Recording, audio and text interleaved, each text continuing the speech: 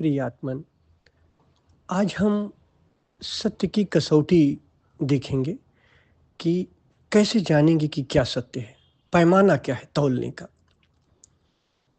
तो कल मैंने बताया था कि दर्शक और दृश्य एक रिश्ते की तरह होता है। इसे ध्यान से समझिएगा तो इसमें बहुत कुछ समझ पाएंगे आप। जैसे एक होता है मैं और एक होता है तू। तो मैं के बिना तू नहीं रहता और तू के बिना मैं नहीं रहता है। मतलब रहते हैं तो दोनों एक साथ रहते हैं। क्यों साथ रहते हैं? क्योंकि द्वैत ही संभव है। अकेला एक नहीं रह सकता है।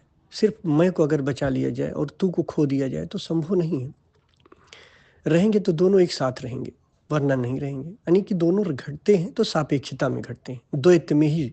मैं और तू का अस्तित्व द्वैत में ही है। ठीक? ऐसे किसी भी रिश्ते का तो मैं के बगैर तू नहीं रह सकता और तू के बगैर मैं नहीं रह सकता। यानी कि मैं अर्थात दर्शक, तू अर्थात दृश्य। यानी दर्शक के बगैर दृश्य नहीं रह सकता और दृश्य के बगैर दर्शक नहीं रह सकता। इसमें कोई भी एक खो नहीं सकते हो। ठीक? अगर कोई एक चीज खो जाए, जैसे आप दृश्य को खो देते हो, अगर आप विचार को खो देते हो तो विचार को देखने वाला दर्शक भी खो जाता है। यानी क्यों दोनों रहते हैं तो साथ, यानी द्वैत में ही दोनों संभव है। ज्ञानी तू को मिटा देता है, मैं को बचा लेता है, लेकिन तू को मिटने के साथ साथ मैं भी मिट जाता है। यानी दृश्य गया, आप लोग क्या करते हो? दृश्य को मिटाते हो, यानी विचार को मिटाते हो तो विचार को देखने वाला भी खो जाता है।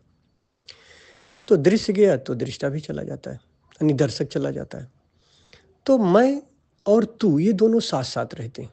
अगर मैं गया तो तू भी गया, तू गया तो मैं भी गया। यानी दर्शक गया तो दृश्य भी गया, दृश्य गया तो दर्शक गया। ये बात एक वैज्ञानिक रूप से सही हो गई। आप समझ लिए इस बात को। अब कसौटी क्या है, सत्य क्या है, जो मैंने अभी पहले बात की थी। तो इसके लिए आपको ये जानना पड़ेगा कि मैं के खो जाने से अगर तू न खोए, कोई ऐसा तू हो कि मैं के खो जाने से न खोए, जैसे दर्शक के खो जाने से या दृश्य के खो जाने से कोई ऐसी चीज हो जो न खोती हो, तो वो सत्य है। ये कसौटी है। तो आप जरा सोचो कि दर्शक और दृश्य जब खो जाता है तब भी आप देखते हो कि साक्षी बचा रहता है, चैतन्य बचा रहता है, अनाहद नाद बचा रहता है, आनंद बचा रहता है। तो इसके खो जाने से जो बचा रहे वही सत्य है। अब देखो, मैं और तू के खो जाने से ज्ञान भी खो जाता है, कि ज्ञान भी मैं और तू के कारण ही होता है। यानी दर्शन, यानी कि मैं गया यानी दर्शक गया, तू गया यानी दृश्य गया, तो ज्ञान भी चला गया। ज्ञान का मतलब दर्शन, यानी कि जो दृश्य का ज्ञान था या मैं का ज्ञान था, भाई दर्शक का भी। इन दोनों के खोने से, बल्कि दो नहीं तीन खो जाते हैं, दर्शक दृश्य और दर्शन तीनों खो।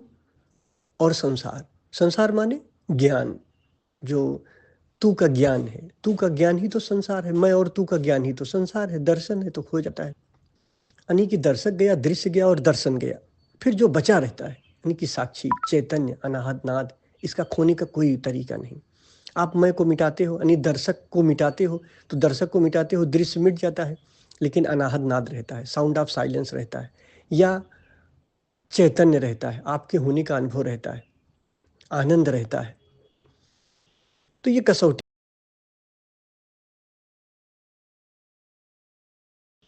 तो ये कसौटी है कि मैं और तू के खोने के बाद भी जो ना खोई, दर्शक और दृश्य के खोने के बाद भी जो ना खोई, वो सत्य है और वही आप हो। धीरे धीरे ध्यान के अनुभव में इसकी प्रगाढ़ता होती जाती है। धन्यवाद।